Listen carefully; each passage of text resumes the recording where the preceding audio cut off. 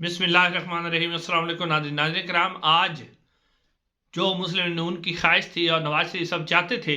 आखिरकार वो फैसला आ गया। और इस फैसले के बाद जो अब इमरान खान साहब की जो इलेक्शन में हिस्सा लेने की उम्मीदें थी वो तकरीबन ख़त्म हो गई। यानी कि एक ऐसा फैसला आया है इस्लामाबाद हाई कोर्ट से, वो आपके सामने रखते हैं क्या फैसला है। उसके अलावा जो है पाकिस्तान तहरीक इंसाफ के खिलाफ जो नया क्रैकडाउन, ख़ास तौर पर आर्मी चीफ आसिम मुनीर साहब का जो दौरा है अमेरिका का, उसके नतज आम जो है वो सामने आना शुरू हो गए हैं और पाकिस्तान तहरीक इंसाफ के खिलाफ एक ज़बरदस्त किस्म का क्रैकडाउन किया जा रहा है।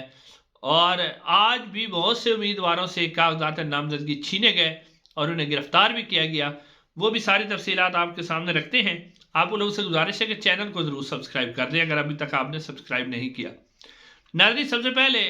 इमरान खान साहब के मुतल्लिक आपको बताने से पहले कि कैसे उन्हें इलेक्शन से बाहर कर दिया गया है, जो उनकी ख्वाहिश थी, आपको ये बताते चलें कि आज भी पाकिस्तान तहरीक इंसाफ के ऊपर जो क्रैकडाउन है वो जारी है। आज भी खबर ये आ रही है कि चकवाल से, जो कि PP-22 हल्का है, वहाँ से पाकिस्तान तहरीक इंसाफ के जो शहबाज अख्तर साहब थे वो कागजात नामजदगी जमा करवाने आए तो उन्हें RO के दफ्तर के अंदर से गिरफ्तार कर लिया गया। उसके अलावा PP-234 बिहाड़ी से चौधरी जाहिद इकबाल, जो कि भाई हैं चौधरी ताहिर इकबाल साहब के MNA के, उनके भाई जब कागजात नामजदगी जमा करवाने आए तो उन्हें भी उनके वकील के साथ, उनके वकील को भी उठा लिया गया और उन्हें भी उठा लिया गया और उनको गायब कर दिया गया। कागजात नामजदगी उनको जमा नहीं करवाने गए। उसके बाद हाफजाबाद से जो है शौकत अली भट्टी साहब पाकिस्तान तहरीक इंसाफ के, इतने बड़े क्रैकडाउन के साथ बाद भी शौकत अली भट्टी साहब पाकिस्तान तहरीक इंसाफ के साथ खड़े हैं। उनके उनको भी जो है उनके कागजात नामजदगी जो है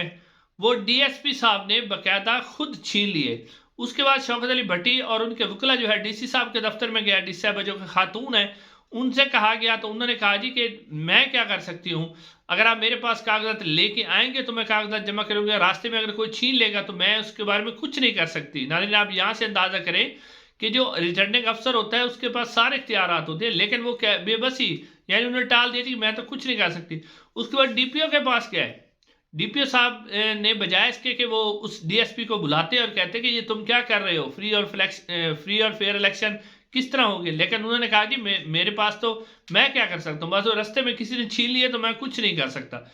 उसके अलावा नाज़रीन, जो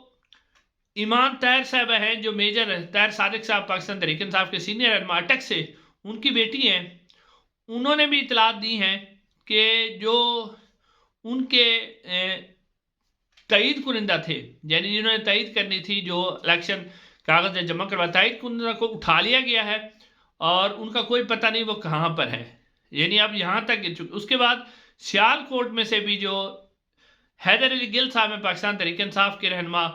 उनसे भी क्या किया गया है कि उनसे भी कागजात नामजदगी छीन लिए गए हैं और क्रैकडाउन उनके खिलाफ भी किया जा रहा है और गिरफ्तार भी कर लिया। इस तरह बहुत से और से रहनुमा भी हैं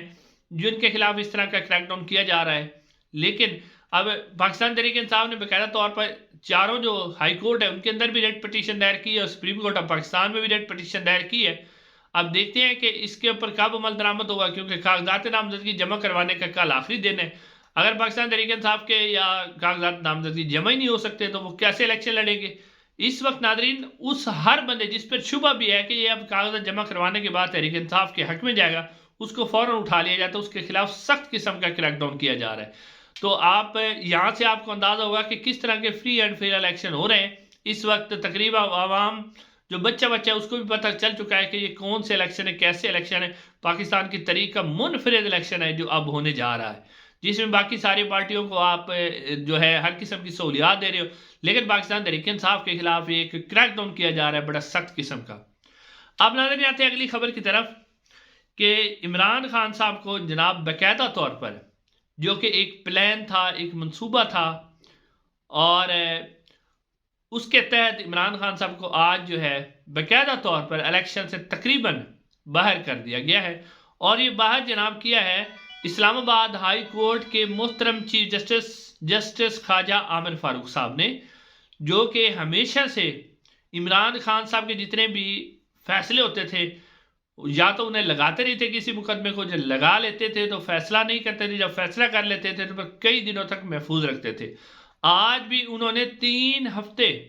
سے جو ایک فیصلہ محفوظ کیا تھا جس میں عمران خان صاحب کے وکلا نے توشہ خانہ کیس کے اندر جو عمران خان صاحب کو سزا ہوئی تھی، سزا تو پہلے معطل ہو چکی تھی، لیکن اب عمران خان صاحب کے وکلا نے درخواست کی تھی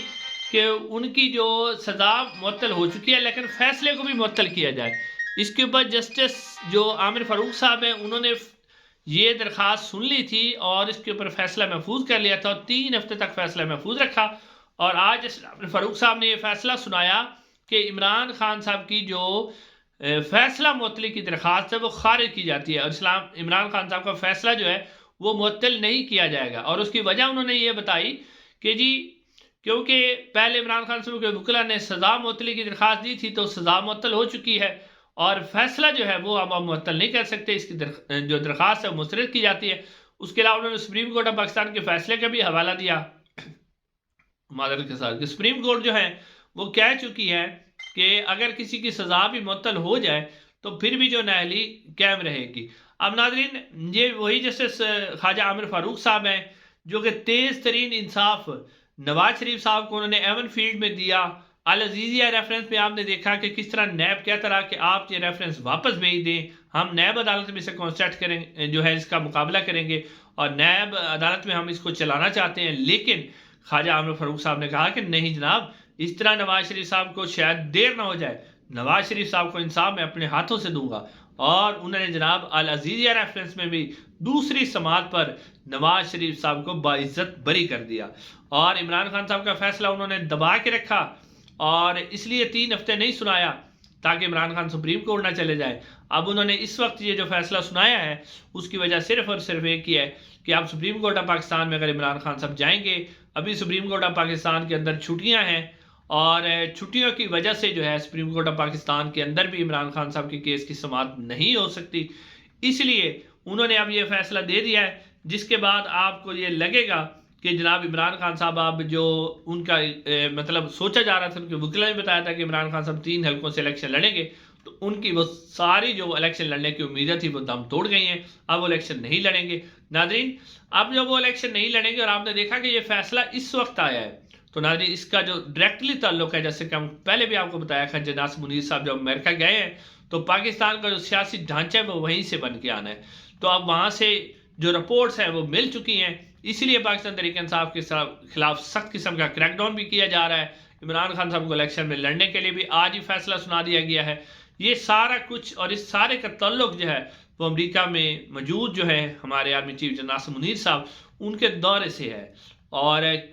جس طرح کی یعنی کہ وہاں سے ہدایات ملے گی اسی طرح عمل درآمد پاکستان کے اندر ہوتا جا رہا ہے، اور انصاف اور قانون آئین نام کی اس وقت پاکستان کے اندر کوئی بھی